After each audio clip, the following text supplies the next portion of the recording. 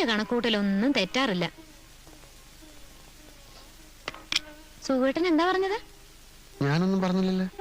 അല്ല, ശൈലജയെ പറ്റി സുഖേട്ടൻ പറഞ്ഞില്ലേ വെറും പച്ചപ്പാവാണെന്ന്? എന്നിട്ട് ഞാൻ അപ്പോഴേ പറഞ്ഞു ഇത്തിരി കൊമ്പ് കൂടുതലാണെന്ന്.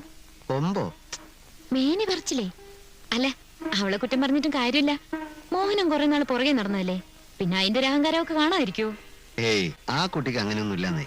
സുഖേട്ടാ, ഒരു പെണ്ണിനെ മനസ്സിലാക്കാൻ വേറൊരു പെണ്ണിനെ കഴിയൂ.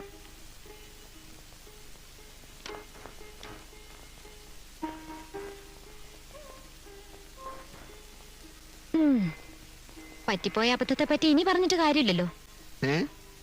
സുഖേട്ടന്റെ ആഫീസിലെ എഞ്ചിനീയറുടെ ഭാര്യയ്ക്ക് ഇതേ ടൈപ്പ് മാലയുണ്ടെന്ന് പറഞ്ഞപ്പോ ഞാൻ അങ്ങ് വീണുപോയി.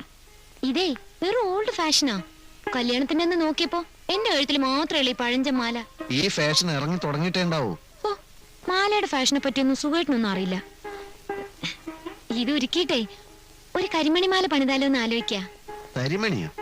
ആ, കറുത്ത മണികള് ഇങ്ങനെ ചെയിനിന്റെ ഇടക്കിടക്ക് പിടിപ്പിച്ചിട്ട്. ഇത്തിരി കൂടി സ്വർണം വേണ്ടി വരും. എന്താണ് ഈ കരിമണി മാല? ഞാൻ കണ്ടിട്ടില്ല. പണിപ്പിച്ച് തന്നാ കാണാലോ. അല്ലെങ്കിൽ ഈ മാല കഴുത്ത് കിടക്കട്ടെ, നമുക്ക് പുതിയ സ്വർണം വാങ്ങി പണിയിക്കാം. അതാ നല്ലത്. ഇനിയിപ്പോ പ്രീതിയുടെ കല്യാണത്തിനാവട്ടെ. അയ്യോ, അതുവരെ കാത്തിരിക്കാൻ എനിക്ക് ക്ഷമയില്ല. നീ ഭക്ഷണം എടുത്തു വെക്ക്, എനിക്ക് വിശന്നിട്ട് വയ്യ. ഇത് പറ. ആലോചിക്കാന്നേ, നീ ചെല്ല്. മതിമോളെ, ഇനി നിങ്ങളും കൂടി ഇരുന്നോ? വേണ്ടമ്മേ, ഞങ്ങൾ പിന്നെ ഇരുന്നോളാം. അയ്യോ, മതി മതി മതി. ചേട്ടൻ ഡയറ്റിങ്ങിലൊന്നും അല്ലല്ലോ. നിന്റെ ഈ ആക്രമണം എന്നെ പരിപൂർണ ഡയറ്റിങ്ങിലേക്ക് നയിക്കും. ഇതല്ലേ അത്? കാഞ്ചന, ഈ മാതിരി മാലയാണോ? ഈ കറുത്ത മണിയുള്ള മാലയുടെ പേര് കരിമണി മാല എന്നല്ലേ? എന്താ ചേട്ടനൊരെണ്ണം മേടിച്ച് കഴുത്തിലിടുന്നുണ്ടോ? ഈ ടൈപ്പ് മാലയാണോ നിനക്ക് വേണമെന്ന് നീ പറഞ്ഞത്? എന്ത് മാല? ഇപ്പൊ നീ എന്നോട് പറഞ്ഞില്ലേ ഉടനെ നിനക്കൊരു കരിമണി മാല പണിയിപ്പിച്ചേരണമെന്ന്? ഞാനോ? ഈ മാല കണ്ടിട്ടാണ് നിനക്ക് കാലളയതല്ലേ? ഇവക്കുണ്ടല്ല എപ്പോഴും സ്വർണം സ്വർണം എന്നുള്ള പ്രാന്ത. സ്വർണം മാത്രമല്ല, സാരിയും.